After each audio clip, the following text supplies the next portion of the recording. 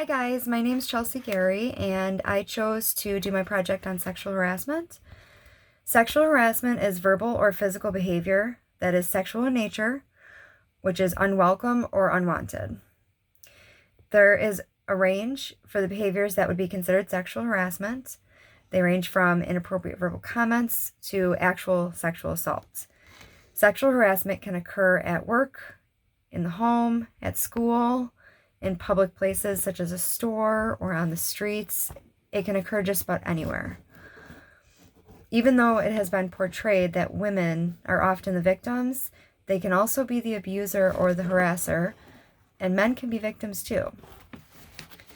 Men account for almost 1 out of 5 complaints filed with the Equal Employment Opportunity Committee regarding sexual harassment. This is only the number of reports that are actually filed. The actual number is likely higher because men are less likely to report sexual harassment than women are. The concept of sexual harassment has been around for a long time and has been a part of many different cultures. The first time sexual harassment was used was in 1972. The term sexual harassment was in 1972 in a newspaper called the Globe and Mail out of Toronto. Mary Rowe, a chancellor for women and work at MIT, was one of the first to use the phrase in 1973 in a report called Saturn's Rings. Because of the work she did to shine a light on the problem, MIT became the first organization to develop policies to work to eliminate sexual harassment in the workplace. Another activist that helped shed light on the issue of sexual harassment was Lynn Farley, an instructor at Cornell in the 1970s. In 1975, she gave testimony to the New York City Human Rights Commission.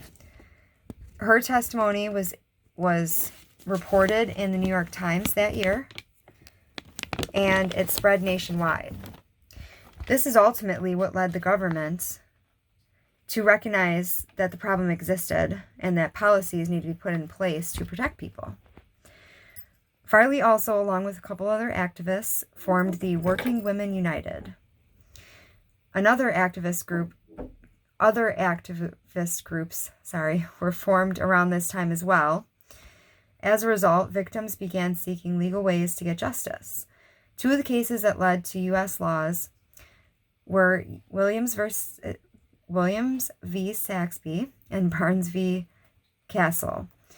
The rulings of these cases were that it is discrimination to fire someone who refuses their boss's requests for sexual favors or sexual advances. Another important case around that time was Bundy versus Jackson, which ruled that sexual harassment in the workplace is discrimination. Alexander versus Yale in 1980 ruled that sexual harassment towards female students was also discrimination. And lastly, the case that caught the most attention and led to a steady increase of sexual harassment cases since then was Anita Hill versus Clarence Thomas, who was a Supreme Court nominee.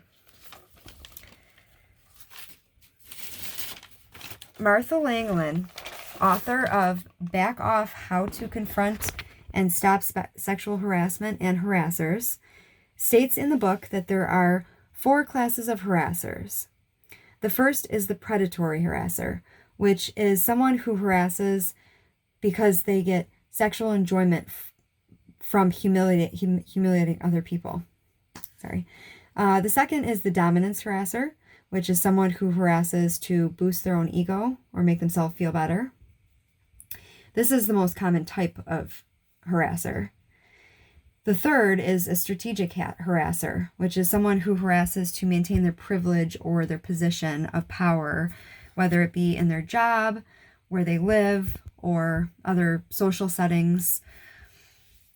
And lastly, the street harasser is someone who harasses in public places, typically harassing complete strangers.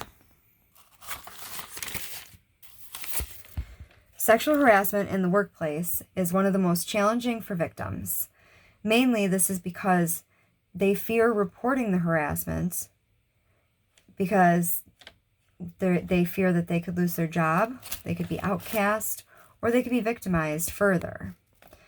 Due to these fears, feelings of guilt about the harassment or abuse, and believing the harassment was in some way their fault, only 10% of victims file formal charges against their harasser or abuser, and only 25% report the harassment to their employer.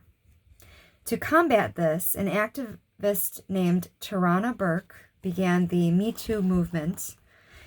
It began as just the phrase Me Too in 2006, and in 2015, it completely went viral. The purpose of this movement is to go public with their sexual harassment stories, to educate and warn women about powerful men who have committed these acts, and protect women from being in that situation in future with these men. The movement has since expanded and includes men who are victims as well. Another place sexual harassment is often found where the victim feels they cannot report their experience is in the military. In fact, studies have shown sexual harassment is significantly more common in the military than in civilization.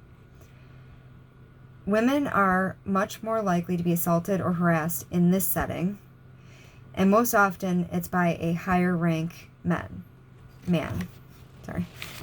Victims are more likely to experience stress disorders like PTSD after completing their time in the military. Victims of sexual harassment can be impacted in many other ways too. They can experience anxiety, depression, psychological stress, health impairments, and thoughts of suicide. With sexual assault, these can be more severe and can cause the victim to act on those suicidal thoughts. Victims can also be objectified and sexualized by gossip. Sexual harassment can cause decreased work or school performance, and it can affect the victim's personal and professional relationships. Many victims feel they have to quit their job, move, change routines, and other things to avoid the harasser or to avoid people who know of the harassment. Sexual harassment has been an ongoing problem throughout history and has not gotten better. In order to reduce and over time eliminate sexual harassment, there needs to be education in schools and businesses to inform people. However, the sexual harassment training should be clearly stated as a universal problem, not gender specific, to avoid reinforcing gender stereotypes. Also, we can all help by reporting if we see someone being sexually harassed and by being supportive to victims instead of being critical.